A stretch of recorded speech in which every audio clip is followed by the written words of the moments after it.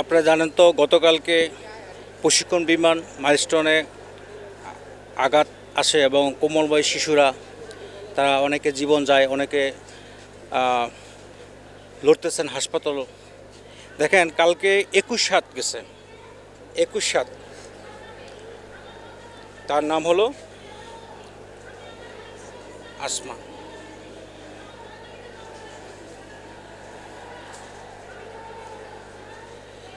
গতকালকে গেছে 21 তারিখ, 21 তার লেখার হয়তোবা আমরা জানি না সে বেঁচে আছে না এখনও যুদ্ধ করতেছে, জীবনের যুদ্ধ।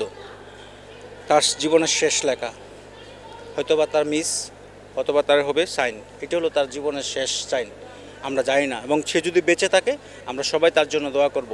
আর এরকম দুর্ঘটনা বাংলাদেশের ইতিহাসে আর হয়নি। আপনি কখন এসেছিলেন?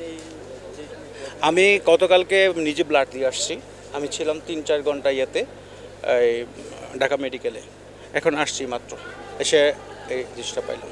আচ্ছা, এই যে পুরনো প্লেনে প্রশিক্ষণ নিচ্ছে, তারপরে কোমলমতি শিশুদের উপর ঝাঁপিয়ে পড়লো, দুর্ঘটনা ভাই, দুর্ঘটনা কারো কামনা না। আমি যে এখন বাসা ঠিক মতো যাবো এটা আমি বলতে পারবো না। এই যে পুরনো প্লেনে যে প্রশিক্ষণ নেওয়ার ব্যাপারটা, সেই বিষয়ে কি বলছেন?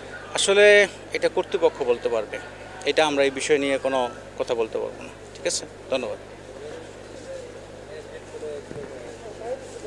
মূলত আপনার যেখানে নদীবন্দর এলাকায় মনে করেন যে এটা আপনার প্রশিক্ষণ দেওয়া হয়, এটা চট্টগ্রামে করলে করতে পারতো। তো এইখানে ঘনবসতি এলাকায় এটা আসলে ভাই ঠিক হয় নাই।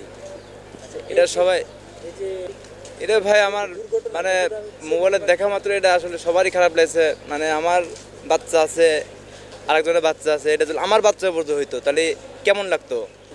এরা সম্পূর্ণভাবে মানে আমি যেটা মনে করি এটা অন্যায় হয়েছে, জনবহুল জায়গায় এটা তো অন্যায় হয়েছে। আর এটা তো মনে করেন যে আপনার প্রশিক্ষণ দেওয়া মানে সমুদ্র বন্ধ এলাকা, নদীমাতৃক এলাকায় মনে করেন যেখানে অনেক বড় বড় নদী আছে ওইখানে প্রশিক্ষণ দেওয়া, এটা ঠিক আছে ভাই, কিন্তু এখানে সম্পূর্ণ অন্যায় হয়েছে। ঠিক আছে, ধন্যবাদ।